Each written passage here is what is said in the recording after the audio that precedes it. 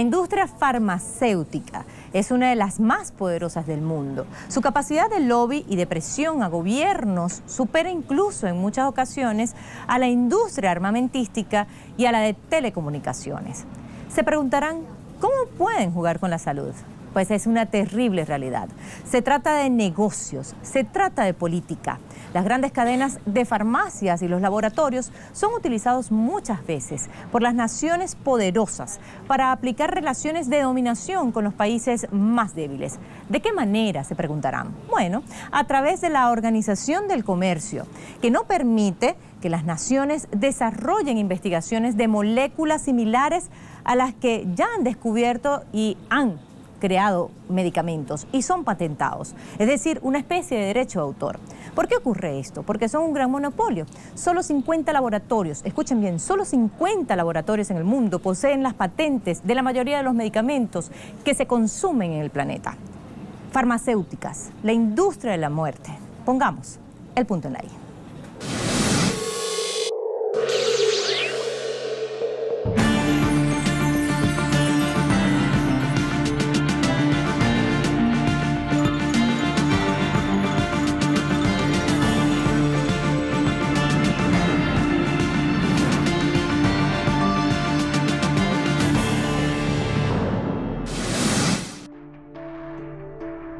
Especialistas que estudiaron el tema en el marco de la UNASUR han revelado que la industria farmacéutica abusa de dos maneras. Por un lado, vende los fármacos a un precio altísimo respecto al costo de elaboración para obtener una mayor rentabilidad y por otra parte, patentan todas las innovaciones y suelen utilizar fondos públicos para llevar adelante investigaciones propias que le correspondería llevar adelante a la industria privada.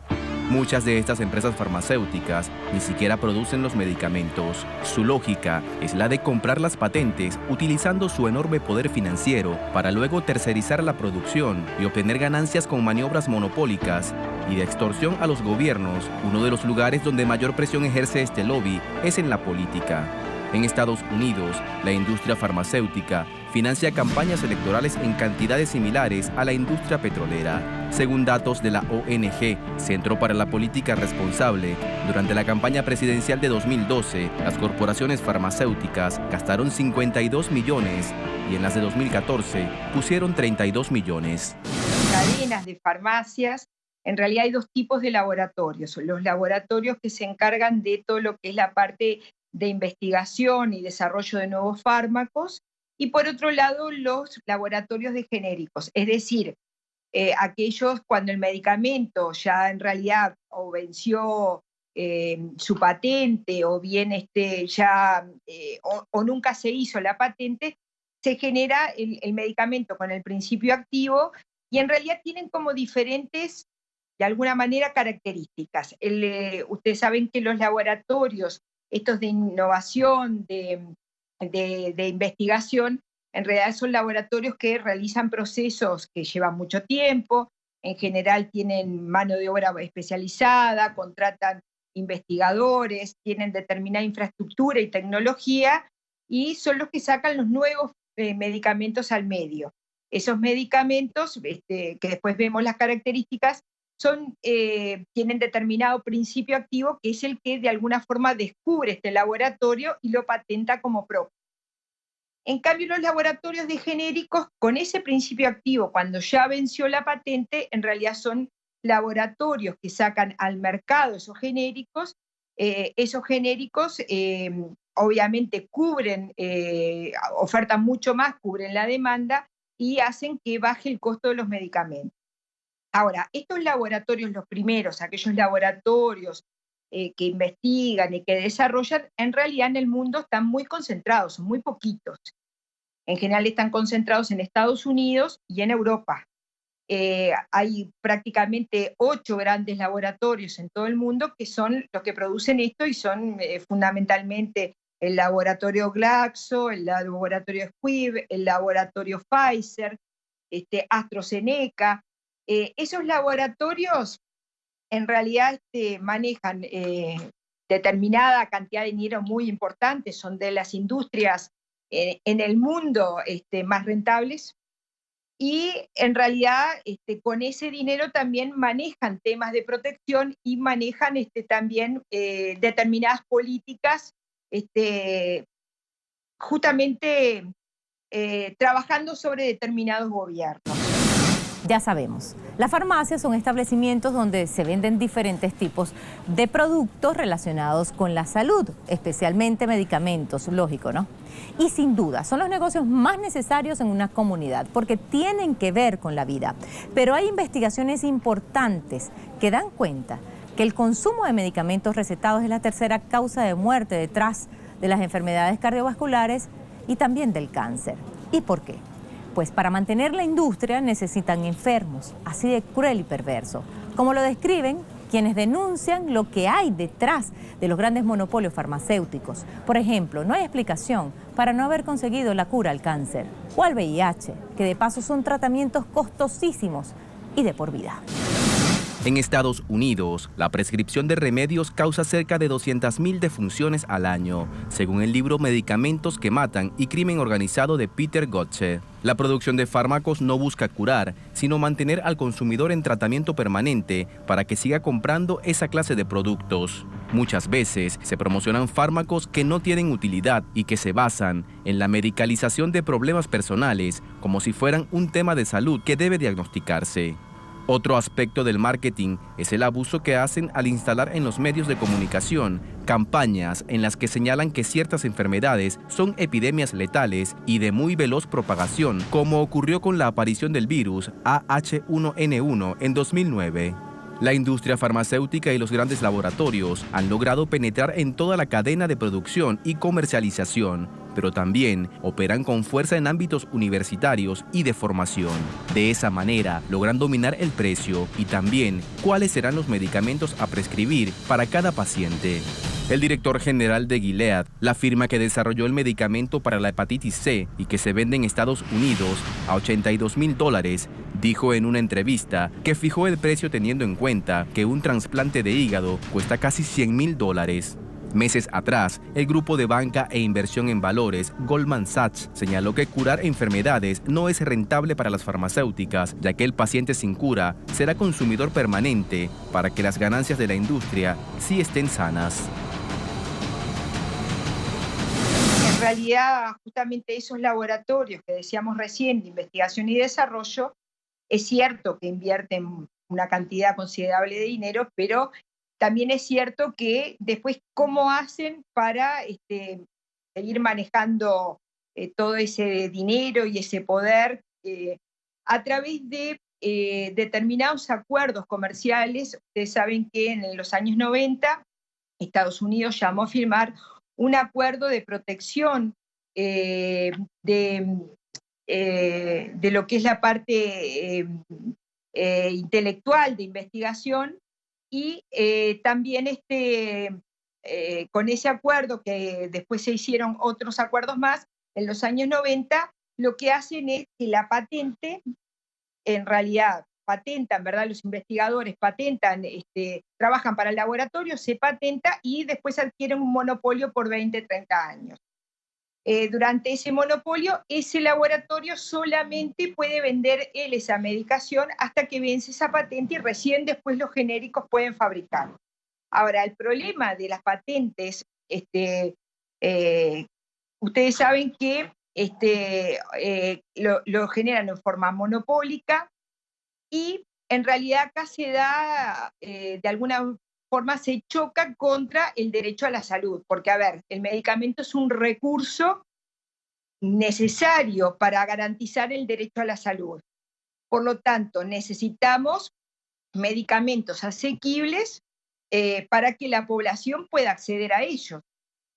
¿Qué es lo que se trata de hacer justamente? En este momento ustedes saben que los tratados de libre comercio lo que hacen es aumentar ese monopolio durante más años. Por ejemplo, le cambian apenas un isómero óptico o algún cambio pequeño en la formulación, de alguna forma lo que hacen es no proteger la propiedad intelectual. La propiedad intelectual estaba en el principio activo. Sin embargo, hasta altura se ha desvirtuado tanto que se coloca con pequeños cambios mantienen el monopolio más años. Entonces, ¿qué es el problema? Que en realidad acá se coloca el derecho del comercio por encima del derecho a la salud. Pero en realidad el derecho a la salud es un derecho humano, no puede ser considerado por debajo de un derecho como es el derecho al comercio. No es que queramos violentar el derecho al comercio. Por ejemplo, le voy a poner otro ejemplo bien. Uruguay, ustedes saben que tuvo una lucha muy importante justamente en la Organización Mundial del Comercio, defendiendo el derecho a legislar Uruguay en materia de política de lucha contra el tabaco. Sin embargo, ustedes saben que la Organización Mundial del Comercio y obviamente lo que es el papel de la industria tabacalera, demandó a Uruguay, lo demandó por millones de dólares, y la defensa de Uruguay estaba justamente en que no puede ser considerado el comercio por debajo, digamos, jerárquicamente por debajo de lo que es un derecho humano, como es el derecho a la salud. El derecho a la salud tiene que primar en ese sentido. Pero bueno, todos estos acuerdos que también se hacen, lo que tienen y que ha hecho Estados Unidos y que hace Europa, ha obligado a países en desarrollo a suscribir estos acuerdos de distintas formas, a suscribir estos acuerdos, y por lo tanto violentan la posibilidad de que cada país legisle como le parece, pero además justamente lo que se trata es de impedir lo que es el desarrollo de la investigación a nivel local. En las elecciones de Estados Unidos de 2012, quien más contribuyó fue Pfizer con 1.5 millones de dólares, seguido por Amgen con 1.3 millones y luego Mackenson con $1 millón. Sin embargo, se trata de cifras absolutamente insignificantes para las ganancias que tienen estas marcas gracias a su posición dominante. Si bien las farmacéuticas financian buena parte de las campañas electorales, más dinero invierten para sus intereses al momento de hacer lobby en función de los mismos. Un negocio redondo.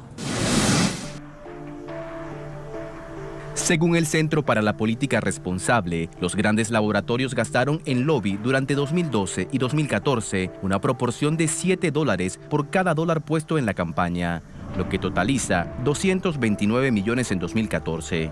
Los farmacéuticos, agrupados en el grupo llamado PHRMA, Pharmaceutical Research and Manufacturers of America, y conocida popularmente como Big Pharma, gastó más dinero que muchos contratistas del Pentágono, como Boeing y Northrop, y superó a petroleras como ExxonMobil y Knox Industries.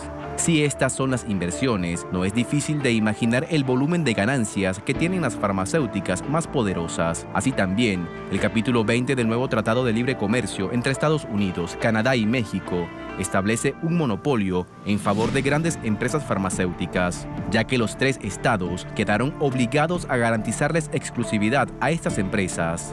Fue el mismo Donald Trump el que calificó a este tratado como un gran negocio. Buena salud, mala salud. Todo depende del punto de vista.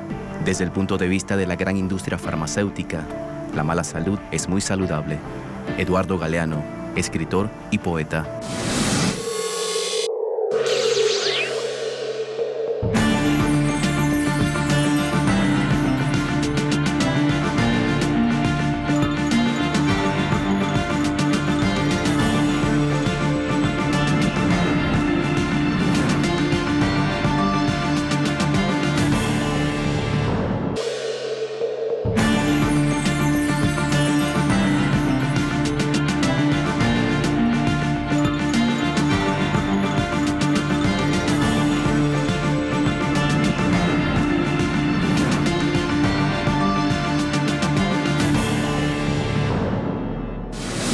Los fondos globales de inversión se han consolidado como una potente masa accionaria de los grandes laboratorios, sobre todo los biotecnológicos. Entre sus accionistas aparecen importantes nombres de sectores económicos y también políticos, incluso de los conocidos fondos buitre, se podrán imaginar. Hasta ya tienen presupuestadas las multas que pagarán. GlaxoSmithKline, GSK, en el 2012 abonó $3.000 millones por promover Plaxi, un antidepresivo para menores de 18 años. Sin embargo, esa sanción no molestó a la empresa porque ya estaba calculada en la ganancia.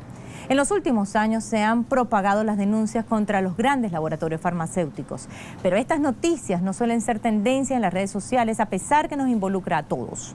La razón, su gran influencia en la compra de espacios publicitarios en los grandes medios y también en las plataformas digitales y su poder mundial.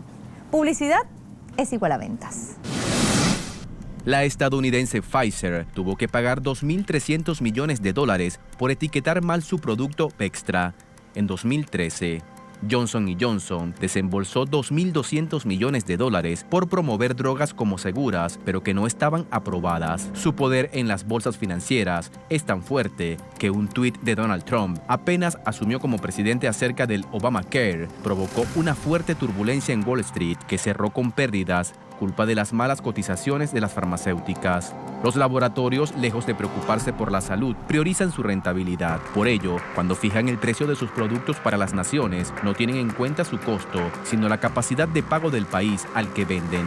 Más aún ocurre este abuso ante naciones débiles urgidas por tener medicamentos para las llamadas enfermedades de la pobreza, como pueden ser el dengue, la malaria o el mal de Chagas. Así, un 30% de los gastos de las grandes farmacéuticas se destinan al marketing y la publicidad. ¿Y quién protege al consumidor? Uno de los grandes organismos que recibe más críticas es la Organización Mundial de la Salud, que debería poner control a los abusos de la industria farmacéutica, según establece su propio estatuto. Sin embargo, su acción carece de eficacia y más aún termina siendo promotora de las lógicas abusivas de los laboratorios. Los costos de producción de los medicamentos históricamente han sido un secreto muy bien guardado.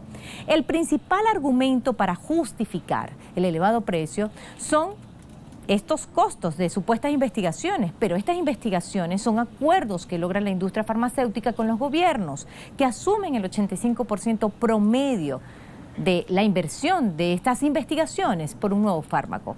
Pero sin compasión colocan altos precios a los medicamentos. Uno de los avances que se hicieron a nivel regional fue en el marco de la UNASUR. Allí hubo varias reuniones intentando realizar compras conjuntas entre los países. ¿Para qué? Para abaratar esos precios mediante adquisiciones de gran escala. El que debe proteger el derecho a las personas, a la salud, a los cuidados más adecuados a lo largo de toda su vida, a lo largo de los eventos de salud. Por eso es bien importante ese enfoque, separar bien, obviamente la rectoría tiene que estar ejercida sobre los prestadores de salud, tiene que estar ejercida sobre también las prácticas de los profesionales de la salud, y también, por otro lado, justamente hacer rectoría sobre lo que es la industria farmacéutica. Me parece que el bien primario es el derecho a la salud, eso debe ser protegido por el Estado. No es posible que, primero, cada profesional con su librito, eso no es una buena práctica, sino que justamente hay que trabajar en protocolizar la atención de acuerdo a los parámetros de medicina basada en la evidencia, el trabajo en redes, evitar la fragmentación, trabajar con ese enfoque de atención primaria en salud y siempre teniendo como centro al usuario. En realidad, la mayor parte de los medicamentos que salvan las vidas en el mundo son medicamentos ya de bajo costo, conocidos, no son el último medicamento que salió la semana pasada, sino todo lo contrario. Las líneas primarias de antibióticos, las líneas primarias de analgésicos, de antihipertensivos, de enfermedades, de medicamentos para los eventos cardiovasculares, para la diabetes. Eso no implica tantos costos y sin embargo, hoy por hoy en el mundo muchas personas no acceden a los medicamentos. Por supuesto, hay que tener una rectoría muy importante en los ministerios de salud y por otro lado la Organización Mundial de la Salud colocando el derecho a la salud por arriba del derecho al comercio y obviamente a la venta y el consumo. Los laboratorios dejaron de atender las enfermedades más frecuentes como el paludismo, la tuberculosis, entre otras. ¿Y por qué? Porque no les deja ganancias. Y entonces se dedicaron a atender las enfermedades de alto costo, como por ejemplo el cáncer, los trasplantes, las enfermedades renales, que sí les deja dividendos y muchos. Según IMS Health, la empresa que hace estudios de mercadeo más grande del mundo y reconocida por la Bolsa de Valores de New York, entre el 2013 al 2015 2015 la industria farmacéutica obtuvo la mayor ganancia de ventas de medicamentos en el planeta y uno de los países donde más ganaron fue aquí, en Venezuela. La industria farmacéutica no se dedica a la salud y a la vida. Se ha dedicado al negocio de la enfermedad. Desaparecen medicamentos que son efectivos para crear una molécula igual a las anteriores. Le cambian el nombre, dicen que ese medicamento es más poderoso solo para venderlo más caro en el mercado. Y allí nacen los medicamentos genéricos. Pasan a ser genéricos luego de 20 años cuando se vence la patente. Y salen al mercado los nuevos, que se trata de lo mismo, pero valen más. Y finalmente la industria farmacéutica tiene representantes en todos los parlamentos del mundo. Adivinen para qué. No precisamente para proteger los intereses de los pacientes, sino para proteger sus intereses económicos. Pusimos el punto en la I.